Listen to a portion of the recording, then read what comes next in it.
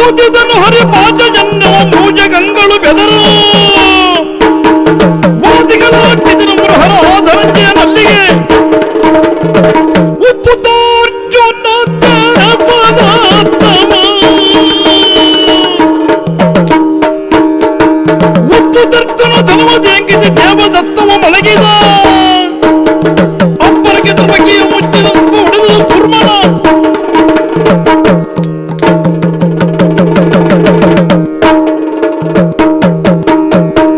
ಯಾರು ಏನೇ ಹೇಳಲಿ ನನ್ನ ಭಾವನ ಕುರಿತಾಗಿ ನನಗೆ ಅತಿಯಾದ ವಿಶ್ವಾಸ ಇದೆ. ನನ್ನ ಭಾವ ಪಾರ್ಥ ಶುದ್ಧ ಬಂಗಾರ. ಯಾವಾಗಲೂ ನಾನು ಬಂದಾಗ ನನ್ನ ಕಾಲಿಗೆರಗಿ ನನ್ನ ಅನುಗ್ರಹಕ್ಕೆ ಪಾತ್ರನಾಗುವ ಪಾರ್ಥ ಈ ಹೊತ್ತೇನು ಮರೆಯಲಿಕ್ಕಿಲ್ವಲ್ಲ. ನೋಡೋಣ. ಮನೆಗೆ ಬಾ ಎಂದು ಆಹ್ವಾನಿಸಿದಾಗ ಬಂದಾಗ ಉಚಿತವಾದ ಪೀಠ ಮರ್ಯಾದೆಯನ್ನು ಕೊಡಬೇಕು. ಅದು ಕ್ರಮ ಪದ್ಧತಿ. ಆದ್ರೆ ಇದು ಏನು ಆಗಲ್ವಲ್ಲ. ಯಾವುದೋ ಅಕಾಲದಲ್ಲಿ ಬಂದಿದ್ದಾರೆ, ಅವರಿಗೆ ಅವಶ್ಯ ಅಗತ್ಯ ಇದ್ರೆ ಅವರೇ ಮಾತಾಡ್ಕೊಂಡು ಹೋಗ್ಲಿ. ನನ್ನ ತಿಳುವಳಿಕೆಯ ಕೊರತೆ ಎಂತಾಯ್ತು. ನನ್ನ ಭಾವ ಶುದ್ಧ ಬಂಗಾರ ಅಂತ ಭಾವಿಸಿದ್ದೆ. ಇದಕ್ಕೆ ತಾಮ್ರ ಮಿಶ್ರಣವಾದದ್ದು ನನಗೆ ಗೊತ್ತೇ ಆಗಲಿಲ್ಲ. ಕೆಲಸ ಆಗಬೇಕಾದ್ದು ನನಗೆ ತಾನೇ. ನೋಡೋಣ. ಭಾವ ತುಂಟಗಾಯನ ನವದಿಂದ ಜಗಳವನ್ನು ತುಂತದಿ ಕುತಕತೈ ತಯತದಿನ ತುಂತದಿ ಕುತಾದಿ ತುಂತದಿ ಕುತಕತೈ ತಯತದಿನ ತುಂತದಿ ಕುತಾದಿ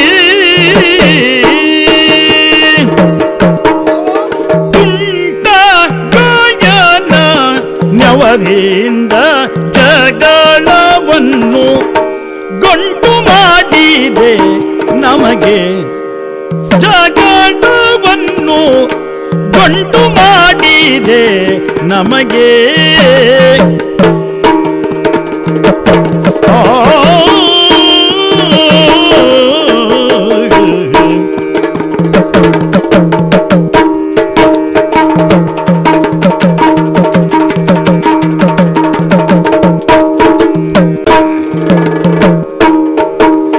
ನೆಂಟತನವ ಬಿಟ್ಟು ತುಂಟನಾಗೀಗ ಭಾವ. ನೆಂಟತನವ ಬಿಟ್ಟು ತುಂಟನಾಗೀಗ ಭಾವ. ನೆಂಟ ಕರವ ಮುಗಿವೆ ಕರವ ಮುಗಿವೆ ಕರವ ಮುಗಿವೆ. ತನವ ಬಿಟ್ಟು ತುಂಟನಾಗೀಗ ಭಾವ. ನೆಂಟ ಕರವ ಮುಗಿವೆ.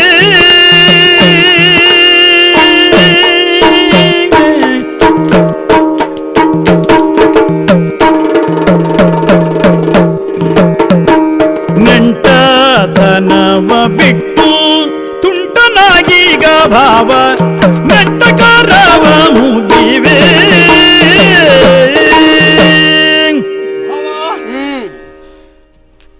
ನಿಮ್ಮ ಕುರಿತಾಗಿ ಇರುವ ಪ್ರಚಾರವೊಂದು ಪ್ರಚಾರದಲ್ಲಿದ್ದಷ್ಟು ಆಚಾರದಲ್ಲಿಲ್ಲ ಎನ್ನುವ ಸತ್ಯ ನನಗೀಗ ಮನವರಿಕೆ ಆಯ್ತು. ಪಾಂಡವರು ಸತ್ಯವಂತರು, ಸದಾಕಾಲ ಉಪಕಾರ ಸ್ಮರಣೆ ಉಳ್ಳವರು. ಇದೆಲ್ಲ ಕೇಳಿದಾಗ ನಮ್ಮತ್ತೆಯ ಮಕ್ಕಳು ಎನ್ನುವ ಸಂತೋಷ ನನಗಿತ್ತು. ಒಂದೊಂದು ದಿವಸ ಕುಂಬಾರನ ಮನೆಯಲ್ಲಿ ನಿಮ್ಮ ತಾಯಿ ನಿಮ್ಮನ್ನು ನನ್ನ ಕಾಲಿಗೆ ರಕ್ಷಿಸಿದಾಗ ನಾನೇ ಆಡಿದ ಮಾತು ಮಮ ಪ್ರಾಣಾಹಿ ಪಾಂಡವಾಹ. ಆದ್ರೆ ಏನು ಮಾಡೋಣ, ಏನಾಯ್ತು? ಈಗ ಗೊತ್ತಾಯ್ತು ಅಂತರಂಗ ಏನು ಎಂಬುದನ್ನು. ಹೇಗೆ? ಇಡೀ ಲೋಕ ನಿನ್ನನ್ನ ಪೃಥ್ವಿಯಲ್ಲಿ ಪ್ರತಿ ಇಲ್ಲದ ಪ್ರತಾಪಿ ಪ್ರಥೇನಂದನ ಪಾರ್ಥ ತ್ರಿಲೋಕ ವಿಜಯಿ ಎಂಬುದಾಗಿ ಕೊಂಡಾಡುತ್ತಾ ಇದೆ. ಆದ್ರೆ ನಿನ್ನ ಮನಸ್ಸಿನಲ್ಲಿ ಒಂದು ಸಣ್ಣ ನೋವಿದೆ ಎನ್ನುವುದು ಗೊತ್ತಾಯ್ತು. ಯಾವುದು? ಲೋಕಕ್ಕೆ ಲೋಕವೇ ನನ್ನನ್ನು ಶ್ಲಾಘಿಸಿದರು, ಹಾಡಿ ಹೊಗಳಿದರು. ಕೃಷ್ಣನಿಗೆ ಕೈ ಮುಗಿಯುವ ಕಾಲ ಇನ್ನೂ ಮುಗಿಲಿಲ್ವಲ್ಲ. ಈ ನೋವು ಬಹುಶಃ ನಿನ್ನ ಅಂತರಂಗದಲ್ಲಿತ್ತು. ಹಾ ಹಾಗಾಗಿ ಕೃಷ್ಣನೊಬ್ಬನನ್ನ ಮುಗಿಸಿ ಬಿಟ್ಟರೆ ಹಾ ಇನ್ನು ಮುಂದೆ ಬಳಿರೇ ಪರಾಕ್ರಮ ಕಂಠೀರವ ಅದು ವಿಶ್ವದಲ್ಲಿಯೇ ತನಗೆ ಎಂಬುದಾಗಿ ಭಾವಿಸಿದ ನೀನು ತುಂಟಗಯನನ್ನ ನೆವವನ್ನಾಗಿ ಹಿಡಿದು ಈ ರೀತಿ ಜಗಳವನ್ನ ಗಂಟು ಮಾಡಿದೆಯಲ್ಲ, ಸಾಕು. ಗೊತ್ತಿಲ್ಲದೆ ತಪ್ಪಾಗಬಹುದು. ರಾತ್ರಿ ಕಂಡ ಬಾವಿಗೆ ಹಗಲು ಬೀಳಲಿಕ್ಕೆ ಹೋಗಬಾರದು. ಅದಕ್ಕಾಗಿ ನಿನಗೆ, ನಿನ್ನ ಕುಟುಂಬಕ್ಕೆ, ನನ್ನ ನಿಮ್ಮ ಸಂಬಂಧಕ್ಕೆ ಭಾವ ದೂರದಿಂದ ನಮಸ್ಕಾರ. ಇಷ್ಟನ್ನೆಲ್ಲ ಹೇಳುವವರು ಯಾರು? ಯಾರು? ಭಾವನಾ ನೀನ ಸ್ವಭಾವ ಅರಿಯದೆ ತಯತ್ತದಿನ್ನತ ತಯತ್ತ ಧೀಂ ತದ್ದಿನ ತಯತ್ತ ಧೀಂ ತದ್ದಿನ ತಯತ್ತ ಧೀಂ ತದ್ದಿನ ತಯ ಧೀಂ ತೈ ತೈ ತದೇ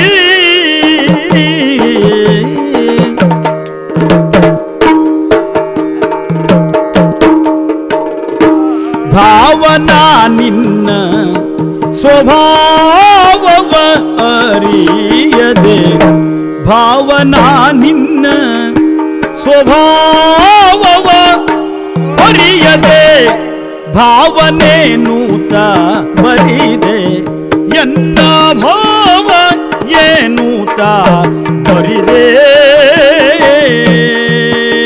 ಸ್ವಭಾವವ ಅರಿಯದೆ ಭಾವ ಏನೂತ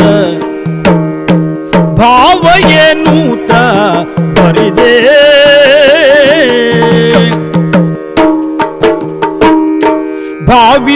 ಭಾವಿಸಲಿಗೆಮ್ಮ ಜೀವ ಘಾತಕ್ಕೆ ಬಂದ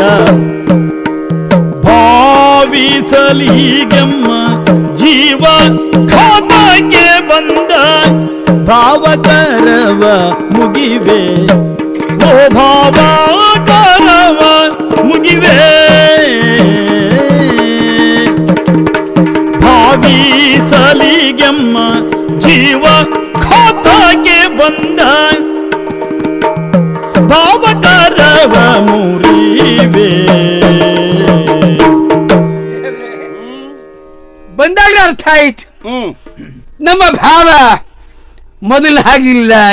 ಓಹೋ, ಯಾಕೆ ಬಲ್ಲಿಯ 1000 ಕಾಲ ಬಾದ್ರೆ 1000 ಚೋದ್ಯ ನೋಡಬಹುದು. ಸರಿ, ಎಷ್ಟು ದಿವಸ ಆಯ್ತು ನಿನ್ನ ನನ್ನ ಒಡನಾಟ. ಆ ಒಡನಾಟದ ಅವಧಿಯಲ್ಲಿ ನೀನ್ ಇಂಥವ ಅಂತ ಗೊತ್ತಾದ್ದು ಇವತ್ತೇ ಅಲ್ವಾ? ಹಾಗಾದ್ರೆ ಇದ್ರೆ ನಮ್ಮಿಂದ ಸದಾಕಾಲ ನಮಸ್ಕಾರವನ್ನ ವಂದನೆ ಸ್ವೀಕಾರ ಮಾಡುವ ಮಹಾನುಭಾವಂತ ನೀರು ನನಗೆ ನಮಸ್ಕಾರ ಮಾಡ್ತಾ ಇದ್ದೀಯ ಅಂದ ಮೇಲೆ ನಮಸ್ಕಾರ ಚಮತ್ಕಾರ ಇದೆ ಎಂದು ಅರ್ಥವಾಗಿದೆ. ಕೃಷ್ಣ, ಅಂದು ನನ್ನ ಅವ್ವೆಗೆ ತಾಯಿ ಹೇಳಿದ್ದವು, ಮಮ್ಮ ಪ್ರಾಣ ಹೇ ಪಾಂಡವ. ತಾಯಿಗೆ ಮಾತು ಕೊಟ್ಟದ್ದು, ನನ್ನ ತಾಯಿಗೆ ಕೊಟ್ಟಿರುವ ಮಾತು ಮಕ್ಕಳು ತಪ್ಪಬಹುದು, ಆದ್ರೆ ತಂದೆ ಆದವ ತಪ್ಪಿ ತಿದ್ದಬೇಕಾದ್ದು ಲಕ್ಷಣ. ಹಾಗೆ ನಾವು ವಿಚಾರ ಮಾಡಿದ್ರೆ ಏನು ತಿದ್ದಿದ್ದೀಯ ನಿನ್ನ ಸ್ವಭಾವ ಚಿತ್ತದ ಈಗ ಅರ್ಥವಾಗ್ತಾ ಇದೆ. ನೀವ್ ಹೇಳಿದಲ್ಲ ತುಂಟ ಗಯನ ನೆಮ ಎಂದು, ಅವನ ಒಲಿಟ್ಟು ಇಲ್ಲಿವರೆಗೆ ಬಂದು ಯಾಕೆ ನಮ್ಮ ಕಂಟಕ ಪ್ರಾಯನಾಗಿ ನಮ್ಮ ಜೀವಘಾತಕ್ಕೆ ಬಂದಿರುವ ಓ ಮಹಾನುಭಾವ, ಇದು ಶಿರಸಾಷ್ಟಾಂಗ ಪ್ರಣಾಮ ನಿನಗೆ. ನಮಸ್ಕಾರಕ್ಕೆ ಕಾರಣ ನಮಸ್ಕಾರದ ವಿಧಾನದಲ್ಲಿ 2 ರೀತಿ. ಮನುಷ್ಯ ಕಳ್ಳನಿಗೂ ನಮಸ್ಕಾರ ಮಾಡ್ತಾನೆ, ಸ್ವಾಮಿಗೂ ನಮಸ್ಕಾರ ಮಾಡ್ತಾನೆ. ಸ್ವಾಮಿಗೆ ನಮಸ್ಕಾರ ಮಾಡುವುದು ಅನುಗ್ರಹವಾಗಲಿ ಎಂದು, ಕಳ್ಳನಿಗೆ ನಮಸ್ಕಾರ ಮಾಡುವುದು ನಮ್ಮ ಮನೆಗೊಂದು ಬರಬೇಡ ಎಂದು, ಹತ್ತಿರ ಬರಬೇಡ ಎಂದು. ನಾನು ನಿನ್ನ ಸಂಘ ಬೇಡ ಎಂಬ ಕಾರಣಕ್ಕಾಗಿ ನಮಸ್ಕರಿಸದ್ದು. ಆದ್ರೆ ನೀನೀಗ ನನ್ನನ್ನೇ ಆಕ್ಷೇಪಿಸ್ತೀಯ. ಮತ್ತೇನು ಮಾಡೋಣ? ಹಾಗಾಯ್ತಲ್ಲ ಈಗ. ಬುದ್ಧಿವಂತರ ಕಾಲ ಬುದ್ಧುವಾದನೆ ಕೇಳು,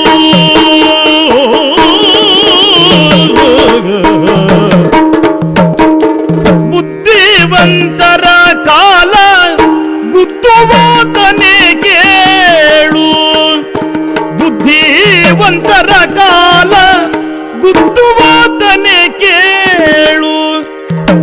ಇದ್ದೂರು ಹಗೆಯು ವ್ಯರ್ಥ, ಇದ್ದೂರು ಹಗೆಯು ವ್ಯರ್ಥ.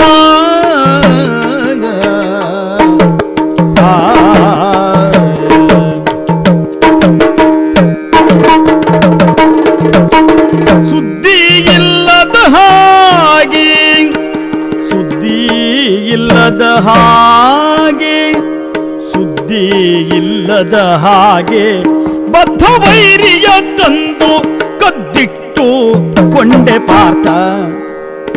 ಸುದ್ದಿ ಇಲ್ಲದ ಹಾಗೆ ಬದ್ಧ ವೈರಿಯ ತಂದು ಕದ್ದಿಟ್ಟು ಕೊಂಡೆ ಪಾರ್ಥ.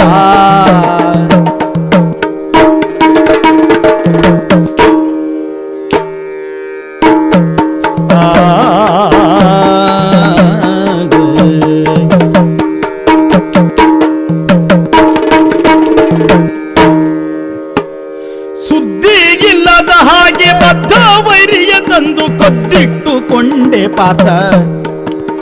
ಕದ್ದಿಟ್ಟುಕೊಂಡೆ ಪಾರ್ಥ.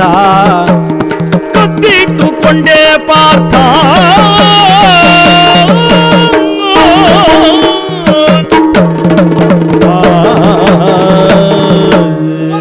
ನೀನು ಹೇಳಿ ಕಳುಹಿದ್ದು ಎಲ್ಲ ನನಗೆ ವಿಧಿತವಾಗಿದೆ. ಹೌದಾ?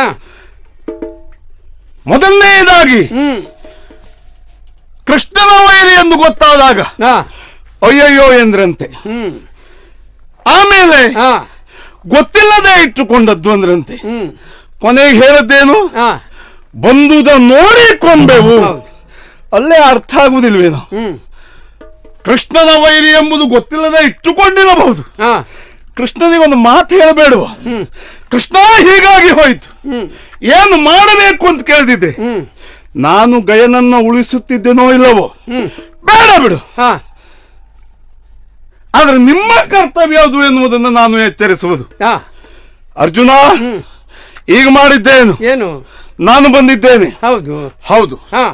3 ಕ್ಷೋಣಿ ಯದುಸೇನೆಯನ್ನು ಕೂಡಿಕೊಂಡು ಬಂದು ಇರ್ಲಿ ಬಿಡು, ಗಯನನ್ನ ಬಿಟ್ಟುಕೊಡಲಿಲ್ಲ ಎಂಬ ಕಾರಣಕ್ಕಾಗಿ ಪಾಂಚಜನ್ಯವನ್ನು ಮೊಳಗಿಸಿದ್ದೇನೆ. ಆದ್ರೆ ಗಯ ಕಾಣುವುದಿಲ್ಲ. ಎಲ್ಲಿಯೋ ಅಡಗಿಸಿ ಇಟ್ಟುಕೊಂಡಿದ್ದೀಯಾ ಅಂತ ಆಯ್ತಲ್ಲ. ಬದ್ಧ ವೈರಿಯನ್ನೇ ಅಡಗಿಸಿಟ್ಟುಕೊಂಡ ಕಳ್ಳ ಯಾರು? ಕರು ನಾನಲ್ಲ, ಶುದ್ಧ ಕಳ್ಳರ ಗುರು ನಿನ್ನಂತ ವಿನಯ.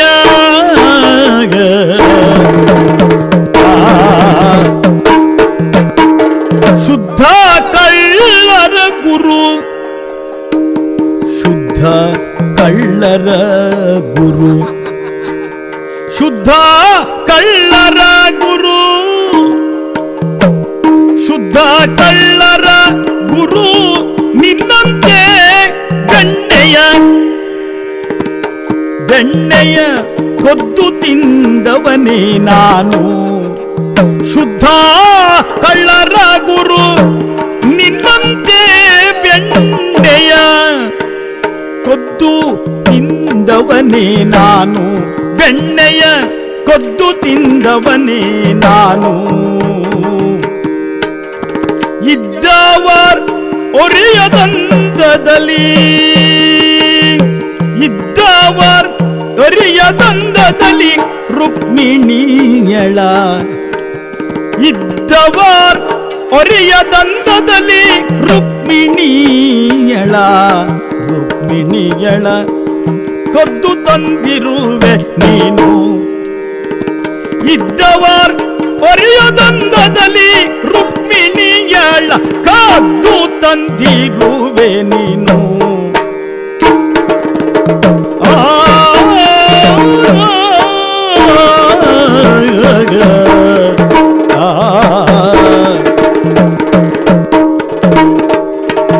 ಇದ್ದವರರಿಯದಂದದಲ್ಲಿ ರುಕ್ಮಿಣಿಯಳ ಕದ್ದು ತಂದಿರುವೆ ನೀನು. ಕದ್ದು ತಂದಿರುವೆ ನೀನು. ರುಕ್ಮಿಣಿಯಳ ಕದ್ದು ತಂದಿರುವೆ ನೀನು.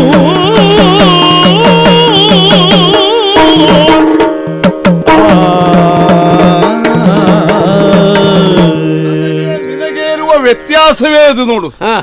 ನಾವು ಮಾಡಿದ್ದು ಜನರಿಗೆ ತಪ್ಪಾಗಿ ಮುಟ್ಟುತ್ತದೆ. ನಿನ್ನದು ಹಾಗಲ್ಲ ಮಹಾರಾಯ. ಗಯನನ್ನ ನೀನು ಕದ್ದಿಟ್ಟುಕೊಂಡರು ನೀನು ಕಳ್ಳ ಅಂತ ಯಾರು ಆಕ್ಷೇಪಿಸುವುದಿಲ್ಲ. ನಾನು ಹೇಳ್ತೇನೆ ನೀನೊಬ್ಬ ಕಳ್ಳ. ಸರಿ, ತಪ್ಪಿರುವಲ್ಲ. ಯಾಕೆ? ಸ್ವತಃ ತಾವೇ ಅಲ್ವೇ ಕಳ್ಳ ಗುರು. ನಮ್ಮ ಮೊದಲು ಅಭ್ಯಾಸ ಕೊಟ್ಟವರೇ ನೀವು. ಇರು ನೀನು ಯತಿಭೇಷದಿ, ನಿನ್ನಡೆಗೆ ಬರುವನ ಬರಲುಂಬುದದಿ ಬರದಿಂದ ಕರೆದೊಯ್ಯುವನು ಅಲ್ಲಿ ನೀ ಬಂದಿರಲ್ಕೆ ನಿನ್ನ ಮರದಲ್ಲಿ ಪುಟ್ಟಿದ ಬರಕ್ಕೆ ಬೆಕ್ಕಿಗೆ ಮರ ಹತ್ಲಿಕ್ಕೆ ಕಲಿಸ್ಕೊಟ್ಟಾಗ ಆಯ್ತು ಅಲ್ವಾ ಕೃಷ್ಣ. ಮತ್ತೊಂದು ನಿನ್ನ ಅಭ್ಯಾಸ ಕೂಡ ಬಿಡು, ಕಳುವುದು ಇದೆಲ್ಲ ಅಭ್ಯಾಸ ಇದ್ದದ್ದೆ. ಬೆಣ್ಣೆ ಕದ್ದೆ, ಮೊಸರು ಕದ್ದೆ, ಆಮೇಲೆ ಹೆಣ್ಣು ಕದ್ದೆ, ಒಟ್ಟಾರೆ ಕಳುವ ಸ್ವಭಾವ ನಿನ್ನಲ್ಲಿ ಇದೆ ವಿನಃ ನಮ್ಮಲ್ಲಿ ಖಂಡಿತ ಇಲ್ಲ. ಯಾಕೆ ಬಲಿಯ ಗಯಗಂಧರ್ವನಿಗೆ ನಾನು ಮಾತು ಕೊಟ್ಟಿದ್ದು ಹೌದು, ಕೃಷ್ಣನ ವೈರಂತ ಗೊತ್ತೇ ಆಗ್ಲಿಲ್ಲ.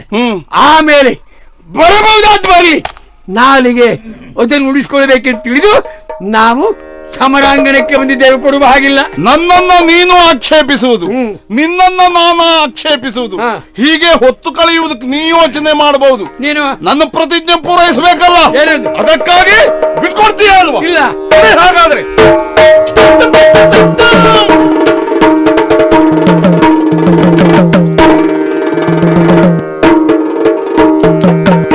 ಹರಿಮಯ ಶಕ್ತಿಯ ಬಿಡಲಂದು, ಹರಿಮಯ ಶಕ್ತಿಯ ಬಿಡಂದು ಗಯನ ಕತ್ತರಿಸಬಹುದು ಬಂದು, ಹರಿಮಯತೆ ಬಿಡಂದು ಗಯನ ಕತ್ತರಿಸಬಹುದು ಬಂದು. ಯುದ್ಧವನ್ನು ಮುಂದುವರಿಸಿದರೆ ನನ್ನ ಪ್ರತಿಜ್ಞೆ ಕೆಟ್ಟು ಹೋದೀತು. ಇಂದು ಉದಿಸಿದ ಸೂರ್ಯ ಅಸ್ತಮಿಸುವುದರೊಳಗೆ ಗಯಗಂಧರ್ವನ ಕೊರಳನ್ನ ನಾನು ಕತ್ತರಿಸಲೇಬೇಕು. ಒಂದೆಡೆ ಯುದ್ಧ ಸಾಗ್ತಾ ಇರಲಿ, ಇನ್ನೊಂದೆಡೆಯಿಂದ ಮಾಯಾಶಕ್ತಿಯೊಂದನ್ನು ಪ್ರಯೋಗಿಸಿ ಗಯನ ಕೊರಳನ್ನ ತುಂಡರಿಸಿ ಬಿಡುತ್ತೇನೆ.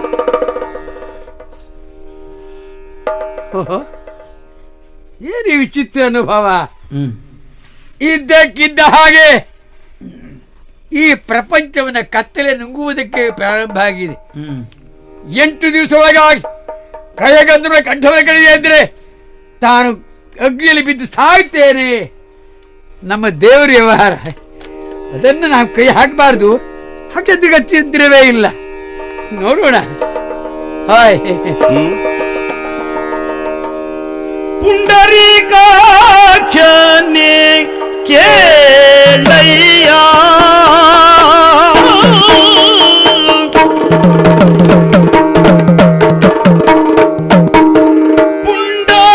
ಪುಂಡರೀಕಾಕ್ಷನೇ ಕೇಳಯ್ಯ, ಪುಂಡರೀಕಾಕ್ಷನೇ ಕೇಳಯ್ಯ, ಭಾಷೆ ಗೊಂಡುದ ಅನುವಾದು ಏಳಯ್ಯ, ಭಾಷೆ ಗೊಂಡುದ ಅನುವಾದು ಏಳಯ್ಯ,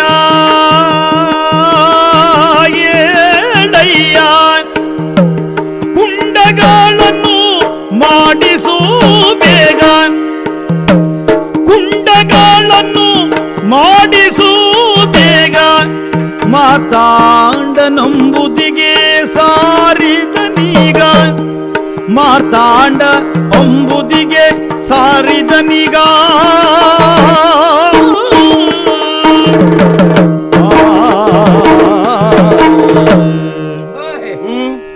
ದೇವ್ರೆ, ಸ್ವಲ್ಪ ರಕ್ಷಾರಿಸು ಒಳ್ಳೆಯದು. ಭಾಷೆಯ ಕಡೆ ಭಾಷಾಜ್ಞಾನ ತುಂಬಾ ಇರಬೇಕು ನಿಮಗೆ.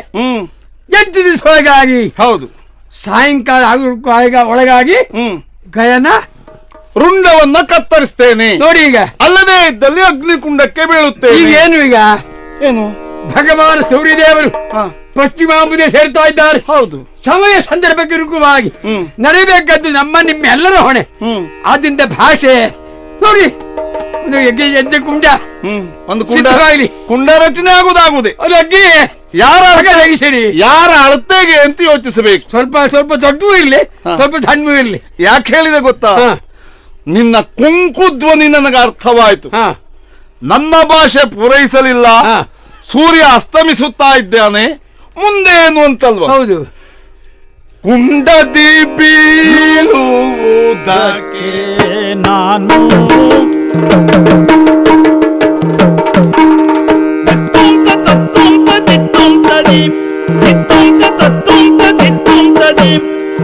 ತಾದಿ ತಾತೈ ತಾದಿ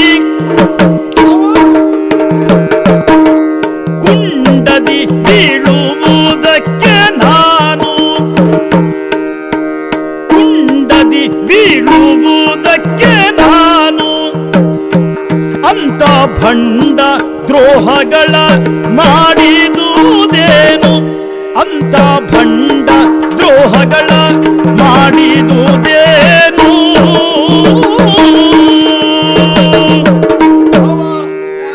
ನಾನು ಕುಂಡದಲ್ಲಿ ಬೀಳಬೇಕು ನೋಡು. ನಿನ್ನಿಂದಲ್ಲ ಎಚ್ಚರಿಕೆ ನನಗೆ ಅಗತ್ಯ ಇಲ್ವಾ? ನಾನು ಮಾಡಬೇಕಾದದ್ದನ್ನ ಯಾರೋ ಸೂಚಿಸಿ ಮಾಡಬೇಕಾಗಿರುವುದಕ್ಕೆ ನನ್ನ ಬುದ್ಧಿಗೆ ಮೌಢ್ಯ ಆವರಿಸಲಿಲ್ಲ. ಏನೋ ಸ್ವಲ್ಪ ವಿಚಾರ ಮಾಡು. ಈಗ ಅಗತ್ಯ ಇಲ್ಲ ಅಂದ್ರೆ ಆಡಿದ ಮಾತನ್ನು ಪೂರೈಸದೇ ಇದ್ದರೆ ನಾನು ಕುಂಡದಲ್ಲಿ ಬೀಳಬೇಕು. ಹೌದು. ನಿನ್ನ ಮಾತು ಉಳಿದಿದೆಯೋ ನೋಡ್ಕ. ನನ್ನ ಮಾತನ್ನು ನಾನು ಪೂರೈಸಿದ್ದೇನೆ. ಕುಂಡದಿ ಬೀಳುವಂತಹ ಬಂಡ ಕಾರ್ಯ ಮಾಡಿಲ್ಲ. ನಿನ್ನ ಮಾತು ಉಳಿದಿದೆಯೋ ನೋಡ್ಕ.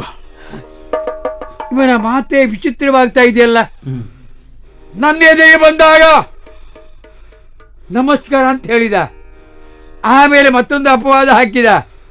ಈಗ ಕುಂಡದಲ್ಲಿ ನಾವ್ಯಾಕೆ ಬೀಳಬೇಕು ಎಂದು ಅಂದ್ಮೇಲೆ ಏನೋ ನಡೆದಿದೆ ಅಂತ ಆಯಿತು. ಜನನು ಬತ್ತಳಿಕೆಯ ಕಂಡನು ಕತ್ತರಿಸೀಗ ಗಯನ ಕೊರಳ ತುಂಡನು ಕಂಡಿರವಿತರ ಶಶಿಗಳು ಈ ಭಂಡಗಜ ದ್ರೋಹಗಳು ಈ ಭಂಡಗಜ ದ್ರೋಹಗಳು ಕಂಡಿರವಿತರ ಶಕ್ತಿಗಳು ಈ ಭಂಡಗಜ ದ್ರೋಹಗಳು ಶಶಿಗಳು ಕೃಷ್ಣಗಿರುವಂತಹ ಭಂಡ ಕಾರ್ಯ ಅವರ ಮೊದಲು ಮುಗಿಸ್ತಾರೆ.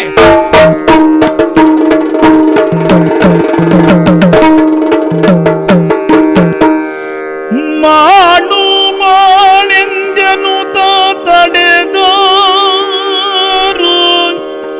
ಮಾಡು ಮಾಡು ಮಾಡು ಮಾಡು ಮಾಳೆಂದೆನು ತಡೆದರು ಸ್ಥಾಣು ವಾಣಿವರರು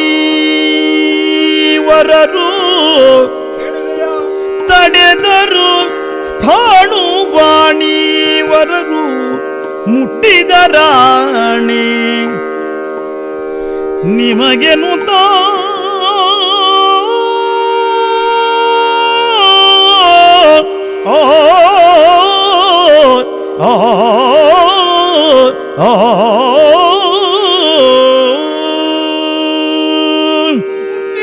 ಆಣೆ ಆಣೆ. ಅರ್ಜುನ, ಕೃಷ್ಣ, ಪಂಥವನ್ನು ಪೂರೈಸುವುದಕ್ಕಾಗಿ ನಾವಿಬ್ಬರು ಯುದ್ಧವನ್ನು ಮುಂದುವರಿಸುತ್ತಾ ಇದ್ದೆವು. ಹೌದು.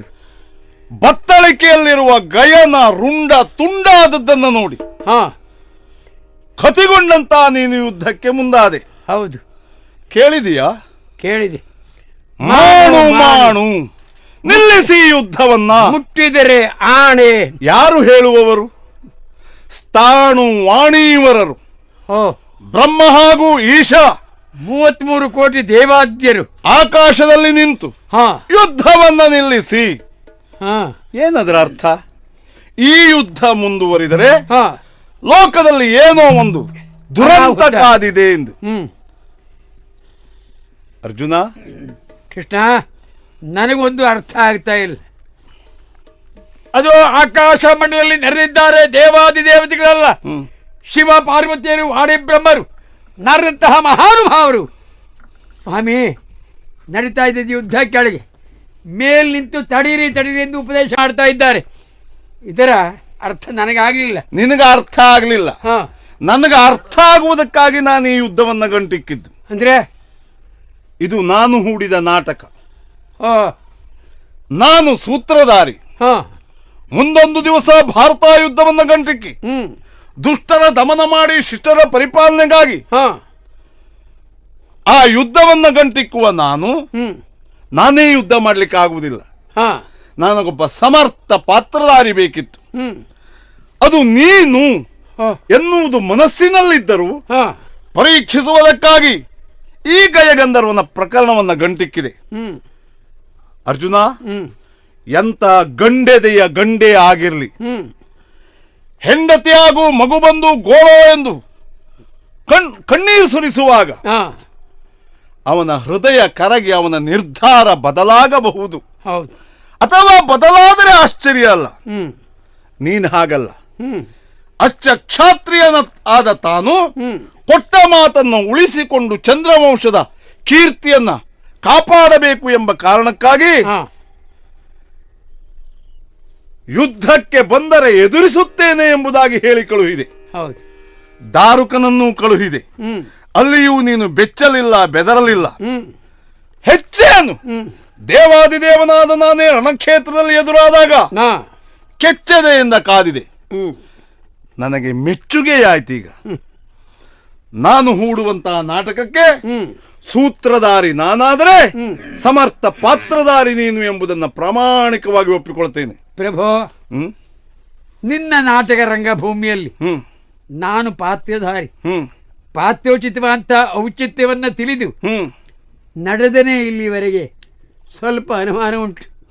ಸ್ವಾಮಿ, ನನ್ನ ಬಾಯಿಂದ ಸದಾಕಾಲ ದೇವರ ಧ್ಯಾನ, ನಿನ್ನ ಧ್ಯಾನ, ಅದೇ ನನ್ನ ಮೂಲ ಮಂತ್ರವಾಗಿತ್ತು. ಆದ ಯುದ್ಧ ಕ್ಷೇತ್ರದಲ್ಲಿ ನಿನ್ನ ಆಂತರಿಕಕ್ಕೆ ನೋವುಂಟ ಮಾಡಿದ ಒಂದೊಂದು ಶಬ್ದವನ್ನು ಆಡಿದ್ದೇನೆ. ಅದನ್ನ ಮನ್ನಿಸಬೇಕು, ಕ್ಷಮಿಸಬೇಕು ಎಂದು ಕೇಳುತ್ತಾ ಇದ್ದೆ. ಅರ್ಜುನ, ದೇವರ ಪಾದವನ್ನು ಸೇರುವುದಕ್ಕೆ ಎರಡು ಮಾರ್ಗ. ಒಂದು ಭಕ್ತಿ ಮಾರ್ಗ, ಮತ್ತೊಂದು ವಿರೋಧ ಮಾರ್ಗ.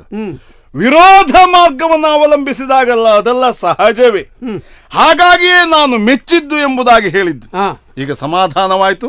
ನೋಡಿದೀಯಾ ಗಯಗಂಧರ್ವ ಹೋದದ್ದನ್ನ? ಹೌದು. ಆ ಪುಣ್ಯಾತ್ಮ ನನ್ನ ಕಡೆ ನೋಡಲೇ ಇಲ್ಲ.